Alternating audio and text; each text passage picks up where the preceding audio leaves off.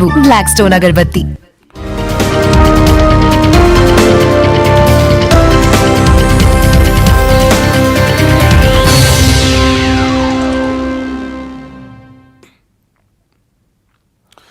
नमस्कार, बहुत स्वागत है आपका। मैं हूं आपके साथ सुमित शर्मा। छत्तीसगढ़ में डेंगू का कहर लगातार बढ़ता ही जा रहा है। प्रदेश के सबसे बड़े अस्पताल अंबेडकर अस्पताल में ओपीडी में हर दिन 50 से अधिक मरीज पहुंच रहे हैं। जिला अस्पताल समेत निजी अस्पतालों में भी लगातार डेंगू के मरीज बढ़ते ही जा रहे हैं। प्रदेश में डेंगू मरीजों का आंकड़ा 250 हो गया है। उधर दुर्ग जिले में डेंगू अब बेकाबू होता जा रहा है। भिलाई टाउनशिप के बाद अब शहर के अलग अलग हिस्सों में डेंगू के मरीज मिलने से स्वास्थ्य विभाग में हड़कंप मचा हुआ है। दुर्ग में आज फिर डेंगू के 10 नए मरीज मिले।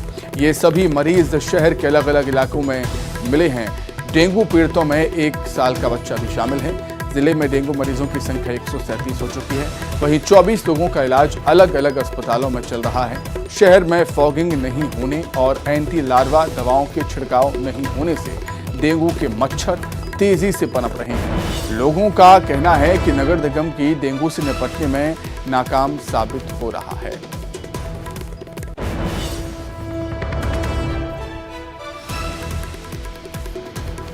तो छत्तीसगढ़ में डेंगू से हालात बिगड़ते जा रहे हैं। रायपुर सहित अन्य जिलों में भी डेंगू कहर बरपा रहा है। डेंगू का कहर लगातार जारी। रोज अस्पतालों में नए नए मरीज पहुंच रहे हैं जिनमें डेंगू की पुष्टि हो रही है। दुर्ग में आज फिर डेंगू के 10 नए मरीज मिले। दुर्ग में डेंगू मरीजों की संख्या बढ़कर 137 हो चुकी है। 24 लोगों का अस्पताल में इलाज चल रहा है।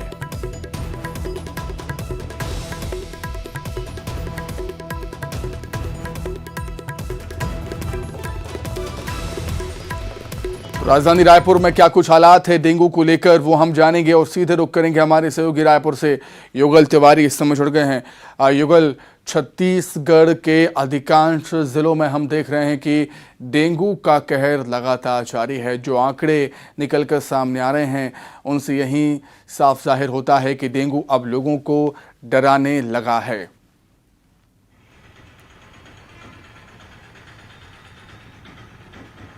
जी देखिए, अगर अब पूरे प्रदेश की बात करें तो 250 के करीब मरीज हैं वो पाए गए हैं। लगभग पर डे 50 जो संदिग्ध हैं वो आ रहे हैं। उनका एलाइजा टेस्ट भी हो रहा है। एक वक्त ऐसा था जब जो है स्वास्थ्य महकमा डेंगू की बीमारी से या डेंगू की जो है उससे इनकार कर रहा था, लेकिन अब लगातार ये देखने को मिल रहा है कि जो मरीजों की संख्या है वो लगातार बढ़ रही है और अस्पतालों में जो मरीज हैं वो लगातार पहुंच रहे हैं और टेस्ट भी करा रहे हैं। और जिस तरह से दुर्ग की अगर बात करें, रायगढ़ की बात करें, कई ऐसे जिले हैं जहां पर डेंगू के जो पॉजिटिव मरीज हैं वो पाए गए हैं और ऐसे में एक तरह से दहशत का माहौल है। और चूंकि डेंगू है, काफी जल्दी से प्लेटलेट्स गिरता है, गंभीर हो जाते हैं मरीज, दहशत का माहौल रहता है। और अब तो यहाँ तक कि राजधानी रायपुर के कुछ इलाके हैं जो पश्चिम विधानसभा क्षेत्र में है, वहाँ पर खुद विधायक ने भी एहतियातन दवा का छिड़काव किया है। तो इससे साफ जाहिर है कि चाहे वो जनप्रतिनिधि हो, चाहे फिर आम जनता हो, दहशत सबके मन में है। और जिस तरह से जो आंकड़े आ रहे हैं वो बिल्कुल हैरान भी करते हैं और ये एक तरह से अव्यवस्था की पोल भी खोलती है कि जब इस तरह के जो बरसात के सीजन होता है और इस तरह से महामारी का दौर रहता है तो प्रिपरेशन जो है स्वास्थ्य महकमा का होना चाहिए वो दिखा नहीं। और यही वजह है कि अब जो डेंगू के मरीज हैं उनकी संख्या है उस पर इजाफा हो रहा है। हालांकि ये बात अलग है कि लोग अपने हिसाब से जो तैयारी है, जो सतर्कता है वो बरत रहे हैं, लेकिन जो डेंगू का डंक है वो कम नहीं हो रहा है। प्राइवेट अस्पतालों में जो मरीज जा रहे हैं उनके डेटा सही समय पर जो शासकीय अस्पताल हैं या विभाग के अधिकारी हैं उन तक नहीं पहुंच पा रहे हैं। ऐसे में एक असमंजस की स्थिति भी बन जाती है कि एक्चुअल में जो मरीजों की संख्या क्या है, किस तरह की व्यवस्थाएं रहनी चाहिए सुमित, वो हो नहीं पाता है। तो ये कहा जा सकता है कि डेंगू के डंक से हर कोई परेशान है और अब ये दहशत भी बनता जा रहा है, क्योंकि डेंगू एक सामान्य बीमारी नहीं है। स्थिति अनकंट्रोल भी हो जाता है, जो मरीज के लिए बिल्कुल कई मरीज की इससे पहले भी अगर हम बात करें पूर्व वर्षों में तो जान भी गई है। और अभी भी जिस तरह से सूचनाएं मिलती हैं कि डेंगू से मौत हुई है, तो ये दहशत का माहौल तो बनता भी है। जी निश्चित तौर पर युगल, और डेंगू से निपटने के इंतजामों की अगर हम बात करें, उपायों की हम बात करें, तो कई क्षेत्र ऐसे हैं जहां पर लोगों ने शिकायत की है कि ना तो यहां पर फॉगिंग होती है, ना ही दवा का छिड़काव हो रहा है। अगर ऐसी लापरवाही नगर निगम प्रशासन की तरफ से बढ़ती जा रही है तो डेंगू का बढ़ना, इस बीमारी का बढ़ना लाजमी है। युगल,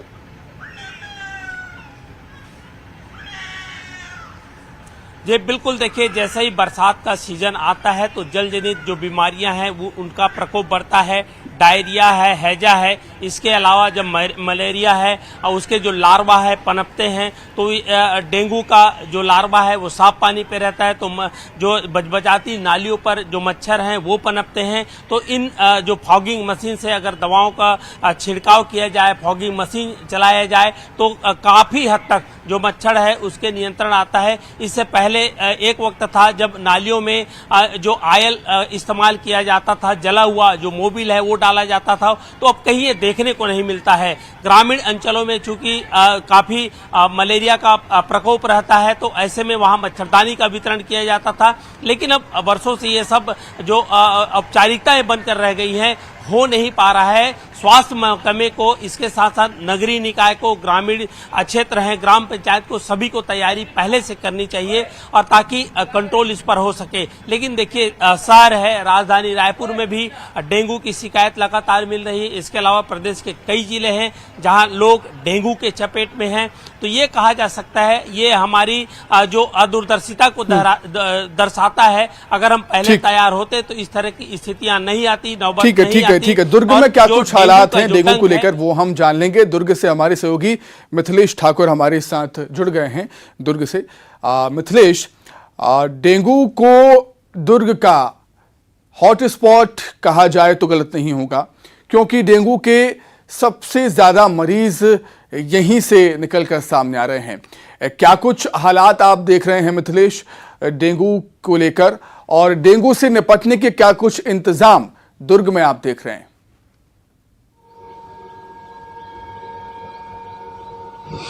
निश्चित रूप से सुमित, जिस तरह से डेंगू के मरीज मिल रहे हैं वो काफी चिंताजनक स्थिति बनती जा रही है। और सबसे बड़ा जो हॉट स्पॉट यदि बोला जाए तो भिलाई का टाउनशिप का एरिया माना जा रहा है, जहां पर लगातार मरीज मिल रहे हैं।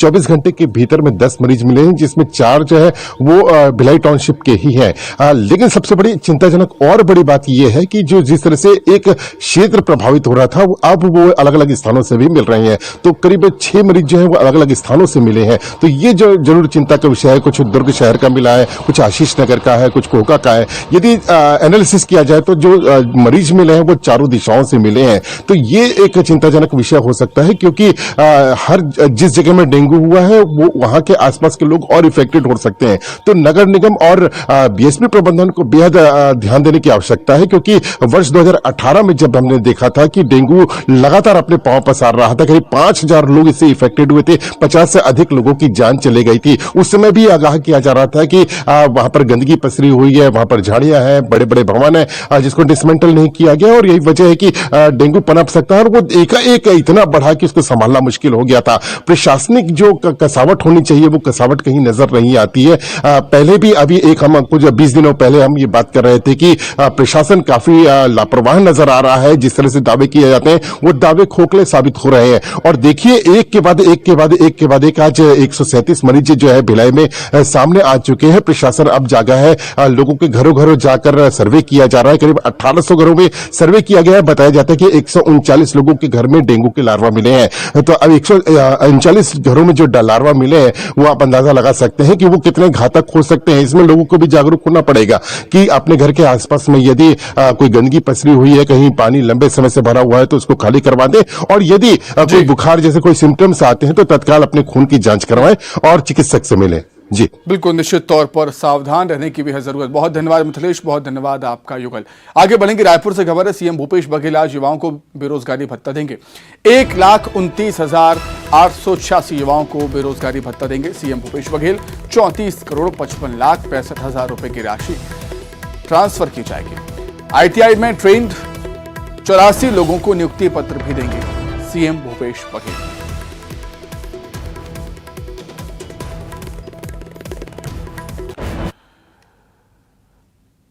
वहीं चुनाव को लेकर डिप्टी सीएम टीएस सिंहदेव ने बयान दिया। विधायकों की स्थिति को लेकर सर्वे करा रहे हैं सिंहदेव ने, ऐसा कहा है। वो आगे कहते हैं, सर्वे में कांग्रेस पार्टी और उम्मीदवार की स्थिति अलग अलग है।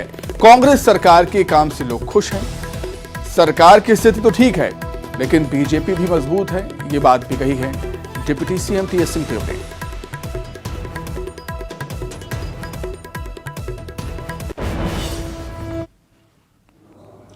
इसमें दोनों पहलू है। एक, लोगों के मन में ये संभावना कि कांग्रेस की स्थिति अच्छी है, सरकार ने जिस तरह से काम किए हैं, लोगों में कांग्रेस से नाराजगी कम है। और कुछ जगह जहां पर ऐसी बात आती है वहां विधायकों ने कैसा समन्वय रखा, कैसे लोगों से बात की, संगठन के लोगों को कितना लेके चले, प्रमुख लोगों को कितना लेके चले और लोगों को कितना लेके चले, कहीं ग्रुप में तो नहीं सीमित हो गए। तो ऐसे ऐसे जगहों से फिर बात आती है चेंज की। मैं सर्वे भी करा रहा हूँ, अपने तहत भी सर्वे करा रहा हूँ, उसमें भी जो आंकड़े आ रहे हैं वो इसी बात को दर्शा रहे हैं कि उम्मीदवारों की स्थिति एक अलग है, कांग्रेस पार्टी की स्थिति एक अलग है। उसका सामंजस्य होगा तो परिणाम बहुत अच्छे आएंगे। मुझे जो सर्वे वाले गाइडलाइन देते हैं वो ये कहते हैं कि 60% एंड अबव इसको मानना चाहिए कि ट्रेंड है। 60% से नीचे वो इधर भी हो सकता है, इधर भी हो सकता है। तो ये सब एक बहुत गहन नहीं, खर्चा ज़्यादा लगता है, पैसा कम है, तो मेरे पास तो जितना भी गहराई में सर्वे कर सक रहे हैं उस हिसाब से जो सर्वे का डाटा आ रहा है उसमें यूनिफॉर्मली सरकार की स्थिति, कांग्रेस से नाराजगी बहुत नहीं दिख रही। लेकिन चलिए, अधिक जानकारी के लिए हम बातचीत करेंगे। अंबिकापुर संवाददाता श्रवण महंत हमारे साथ जुड़े हुए हैं। श्रवण, एक बार फिर से साफगोई से बात अपनी कही है डिप्टी सीएम टीएस सिंहदेव ने, और ये भी बताया है कि कांग्रेस की स्थिति, मतलब पार्टी की स्थिति और उम्मीदवारों की स्थिति अलग अलग है। ये जरूर मानते हैं वो कि कांग्रेस की स्थिति ठीक है लेकिन बीजेपी भी मजबूत है। श्रवण, बिल्कुल बीजेपी मजबूत है सुमित, यही वजह है कि 21 प्रत्याशियों की नाम की घोषणा भाजपा ने कर दी है और इसके बाद भी जो है कांग्रेस अभी तक अपने प्रत्याशियों की छत्तीसगढ़ में एक भी नाम की घोषणा नहीं की है। और शायद यही वजह है कि टीएस सिंहदेव का एक बयान आया है जिसमें ये कह रहे हैं कि पूरे छत्तीसगढ़ में और सरगुजा संभाग में जो सर्वे रिपोर्ट तैयार की जा रही है विधायकों की, ताकि सही उम्मीदवार को टिकट मिल सके और जो है फिर से एक बार प्रदेश में कांग्रेस की सत्ता बन सके। जिस तरह से टीएस सिंह का बयान आया है उसमें टीएस सिंहदेव ने साफ तौर पर कहा है कि कांग्रेस की स्थिति, कांग्रेस पार्टी से जनता से कोई दिक्कत नहीं है, जनता उसके पसंद कर रही है, कांग्रेस के कार्यकाल में हुए कामों को पसंद कर रही है, लेकिन उम्मीदवारों को कर पाना बड़ा मुश्किल है। और यही है कि वजह है कि सर्वे जो डिप्टी सीएम है वो करवा रहे हैं और इसके बाद जो है ठोक बजा करके प्रत्याशियों की नाम की घोषणा की जाएगी और इसके बाद कहीं न कहीं जो कांग्रेस है वो प्रत्याशियों के नाम की घोषणा करेगी और इसके बाद जो है रणनीति जो है तैयार की जा रही है। सुमित, बातचीत के लिए बहुत धन्यवाद। आगे बढ़ते हैं, बात करेंगे राष्ट्रपति द्रौपदी मुर्मू के रायपुर दौरे की। राष्ट्रपति के आगमन को लेकर तैयारियां जोर शोर से चल रही हैं। राष्ट्रपति मुर्मू 31 अगस्त को, मतलब कल, रायपुर पहुंचेंगी। पुलिस परेड के साथ साथ काफिले की भी तैयारियां की जा रही हैं। द्रौपदी मुर्मू प्रजापिता ब्रह्म कुमारी ईश्वरी विश्वविद्यालय के कार्यक्रम में शामिल होंगी, जिसके बाद गुरु घासीदास सेंट्रल यूनिवर्सिटी के दीक्षांत समारोह में भी शामिल होंगी राष्ट्रपति द्रौपदी मुर्मू। इन सभी कार्यक्रमों में हिस्सा लेने के बाद घासीदास संग्रहालय में 1300 साल पुरानी मंजूश्री की प्रतिमाओं को देखेंगी। इसके बाद राष्ट्रपति दिल्ली के लिए रवाना हो जाएंगे।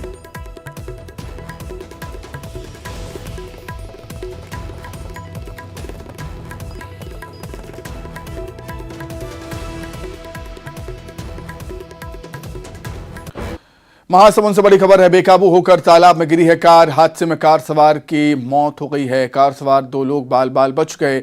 बीजेपी का पूर्व मंडल महामंत्री है मृतक। पिथौरा से चिखली जा रहे थे कार सवार। पिथौरा पुलिस जांच में जुटी हुई। महासमुंद से बड़ी खबर आपको बता रहे हैं, जहां पर बेकाबू होकर तालाब में कार गिर गई। हादसे में कार सवार 1 की मौत हो गई, जबकि 2 घायल हुए हैं। बीजेपी का पूर्व मंडल महामंत्री बताया जा रहा है मृतक, जिसकी मौत हुई है। पिथौरा से चिखली कार सवार जा रहे थे। पिथौरा पुलिस मामले की जांच कर रही है।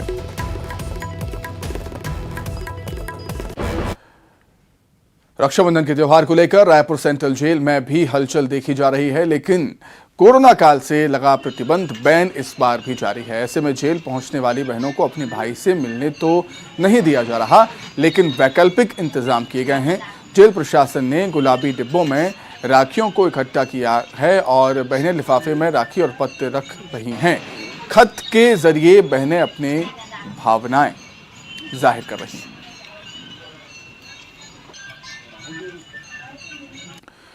सुकमा में तैनात सीआरपीएफ जवानों की कलाई इस साल सूनी नहीं रहेगी। कैंप के आसपास की रहने वाली महिलाएं और नवोदय विद्यालय की छात्राओं ने जवानों को राखी बांधी।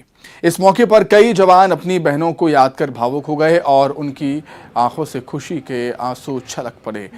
223 बटालियन के पेंटा कैंप में आयोजन किया गया इसका। हम लोग के साथ सुकमा जिले के पब्लिक और स्कूल का बच्चे आए हैं हमको राखी बांधने के। हम लोग ड्यूटी करते करते हम लोग घर तक पहुंच नहीं पाते हैं त्यौहार के दिन में। हमारा बहनें रह जाती हैं या इंतजार करते करते। तो आज हमको बहुत अच्छा लग रहा है।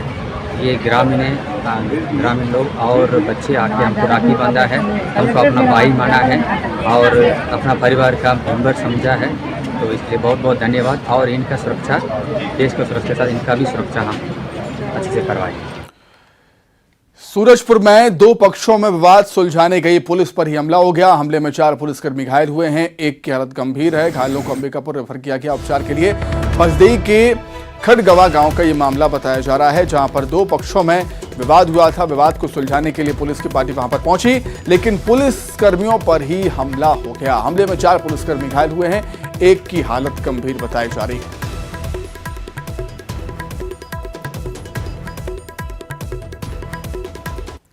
चौकी में खड़गांव गांव है, वहां पर 2 पक्षों में मारपीट हुआ है, जिसमें पुलिस जब कंट्रोल करने गई है तो पुलिस के ऊपर भी हमला किया है कुछ लोगों ने, जिसमें 4 पुलिस कर्मी जो घायल हुए हैं, जिनमें एक की थोड़ा गंभीर चोट लगने के कारण और उनको अंबिकापुर अभी रेफर किए हैं। अभी वर्तमान में स्थिति शांतिपूर्ण है, लेकिन अभी आगे की जांच में जैसे कार्रवाई बनेगा आगे करें। फिलहाल तो घटना होने के बाद इनकी इलाज में लगे हैं। अभी आगे कार्रवाई करेंगे, जिसमें शिनाख्ती भी हो जाएगी और जो भी शामिल है इसमें बहुत कठिन कार्रवाई हो। बड़ौदा बाजार से खबर। डीजल की चोरी करने वाले 2 आरोपी गिरफ्तार हुए। 1200 लीटर डीजल चोरी करने का आरोप है इन पर। जांजगीर चांपा जिले के रहने वाले हैं आरोपियों से पुलिस पूछताछ कर रही है।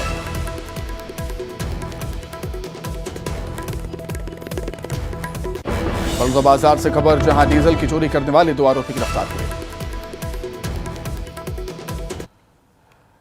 बलरामपुर में त्योहारों को देखते हुए गाड़ियों की जांच तेज कर दी गई है। 34 वाहन चालकों का चालान काटा गया। ट्रैफिक नियमों के उल्लंघन का आरोप है इन पर। सड़क हादसे में कमी लाने की कोशिश है ट्रैफिक पुलिस की, यातायात विभाग की तरफ से अभियान चलाया जा रहा है। सघन चेकिंग का अभियान। यातायात के नियमों का पालन नहीं करने पर चालान भी काटे जा रहे हैं। बड़ी संख्या में चालान काटे गए।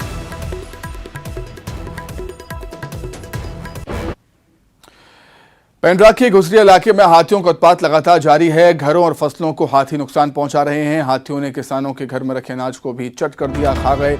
5 दिन से घुसरिया में डटा हुआ है हाथियों का दल। हाथियों का आतंक लगातार जारी। पेंड्रा क्षेत्र में घरों और फसलों को नुकसान पहुंचा रहे हैं हाथी।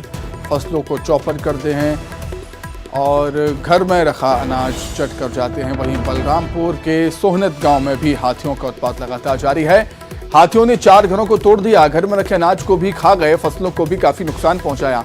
रघुनाथ नगर वन परिक्षेत्र का ये पूरा मामला।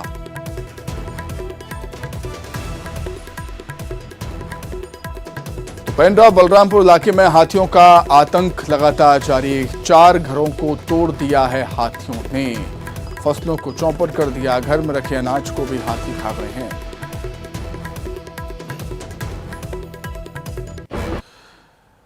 महासमुंद से खबर है। पिथौरा में माइक्रो बैंक की शाखा में सेंधमारी हुई। ब्रांच में रखे लाखों रुपए लेकर चोर फरार हो गए।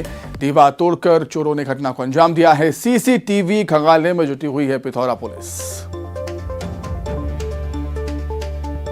महासमुंद से बड़ी खबर, जहां पर पिथौरा में माइक्रो बैंक की शाखा में सेंधमारी हुई। ब्रांच में रखे लाखों रुपए चोर लेकर फरार हो गए हैं। दीवार तोड़कर चोरों ने चोरी की वारदात को अंजाम दिया। ये तस्वीरें आप देख सकते हैं। दीवार में छेद करके चोर दाखिल हुए थे। सीसीटीवी खंगालने में जुटी हुई है पिथौरा पुलिस। इसी के साथ फिलहाल इस बुलेटिन में इतना ही। खबर लगातार जारी है। नमस्कार।